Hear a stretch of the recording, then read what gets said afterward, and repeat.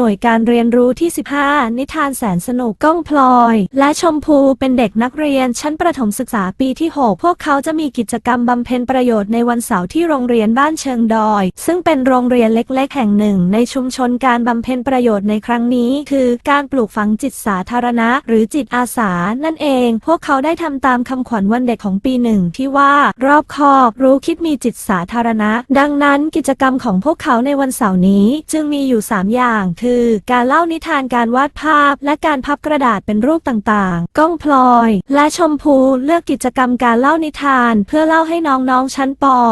.01-2 ฟังโดยชมพูจะเล่านิทานปรัมปราเป็นตำนานเกี่ยวกับที่มาของฟ้าแลบฟ้าร้องซึ่งเป็นเรื่องของธรรมชาติใกล้ตัวพลอยจะเล่านิทานแบบลูกโซ่ที่คล้ายๆกับเรื่องยายกะตาปลูกถั่วปลูกงาให้หลานเฝ้าก้องจะเล่านิทานเรื่องขำขันสั้นๆเพราะน้องๆคงจะชอบมากกว่าเรื่องผีเขากลัวว่าน้องๆจะกลัวเมื่อได้เรื่องที่พวกตนจะเล่าแล้วทั้ง3คนก็ฝึกซ้อมการเล่าด้วยกันมีหุ่นมือประกอบช่วยกันหาอุปกรณ์ประกอบการเล่าเพื่อให้น่าสนใจยิ่งขึ้นก้องถึงกับกล่าวกระเช้าเพื่อนๆว่าไอ้โห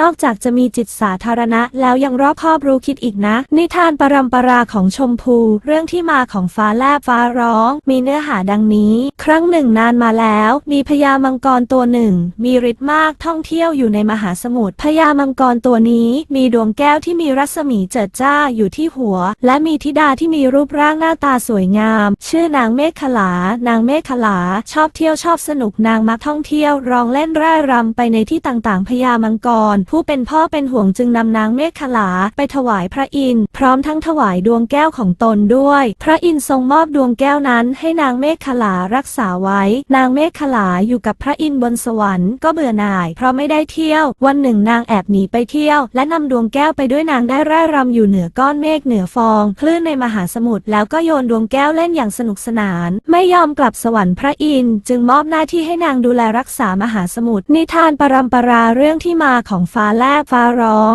ยังมียักษ์ตนหนึ่งชื่อรามสูรมีขวานเพชรเป็นอาวุธวันหนึ่งรามสูรได้ไปเยี่ยมเพื่อนที่ชื่อราหูก็พบว่าราหูตัวขาดเหลือเพียงครึ่งตัวแต่ยังไม่ตายราหูเล่าให้รามสูรฟังว่าตนแอบไปดื่มน้ำอมฤตที่พระนารายณ์ชวนเทวดาทั้งหลายรวมทั้งตนด้วยมาช่วยกวนพอพระนารายณ์ทรงทราบจึงกริ้วขว้างจากมาถูกตนทำให้ตัวขาดเป็น2 ท่อนรามสูรสงสารเพื่อนจึงขอให้พระอินทร์ช่วยและคิดจะจับนางเมฆขลามาถวายด้วยแต่จะพยายามจับเท่าไรนางเมฆขลาก็หลบหนีได้ทุกครั้งทั้งยังโยนแก้วล่อหลอกจนรามสูรตามพร่ามัวรามสูรจึงขว้างขวานเพชรไปใส่แต่นางเมฆขลาก็รอดได้ทั้งครั้งเป็นเช่นนี้เรื่อยมาคนเฒ่าคนแก่มักเล่าสู่กันฟังว่าเวลาที่ฝนตกแล้วฟ้าแลบแปลปราบเกิดจากนางเมฆขลาโยนแก้วส่วนเสียงฟ้าร้องนั้นเกิดจากรามสูรขว้างขวานเพชรบางครั้งหากขว้างพลาดตกลงมาบนพื้นโลกก็ทำให้เกิดเป็นเสียงฟ้าผ่านิทานของก้องเป็นเรื่องขำขันเหตุเกิดบนรถไฟเรื่องมีอยู่ว่า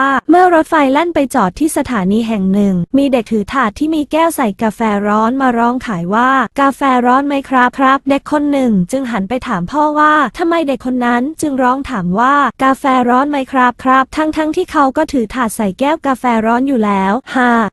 พอรถไฟแล่นไปจอดที่สถานีต่อไปก็มีเด็กหญิงคนหนึ่งถือไม้แขวนถุงโอเลี้ยงร้องขายว่าโอเลี้ยงจ้าโอเลี้ยงจ้าเอาไหมจ๊ะป้าคนหนึ่งก็กวักมือเรียกแล้วหยิบถุงโอเลี้ยงแจกคนรอบข้างดูดกันอย่างเพลิดเพลินพอเด็กหญิงยื่นมือมาขอเงินค่าโอเลี้ยงป้าคนนั้นตอบว่าไหนบอกว่าเลี้ยงไงป้าก็แจกให้เขาฟรีสิจ้าหนูลุงคนหนึ่งอยากพักผ่อนเพราะเดินทางมาไกลจึงเดินไปแอบงีบหลับที่ตู้รถไฟที่ไม่มีผู้โดยสารพอรถไฟมีอาการเหมือนโดนกระแทกกระตุกแล้วก็เคลื่อนไปแล้วหยุดนิ่งลุงที่กำลังหลับตื่นก็สงสัยว่าทำไมรถไฟจึงหยุดแกจึงลุกขึ้นไปดูที่ประตูทางขึ้นเห็นขบวนรถที่แกนั่งมากำลังแล่นออกไปอย่างช้าลุงแกจึงตะโกนสุดเสียงว่าคุณลืมตู้นี้โถ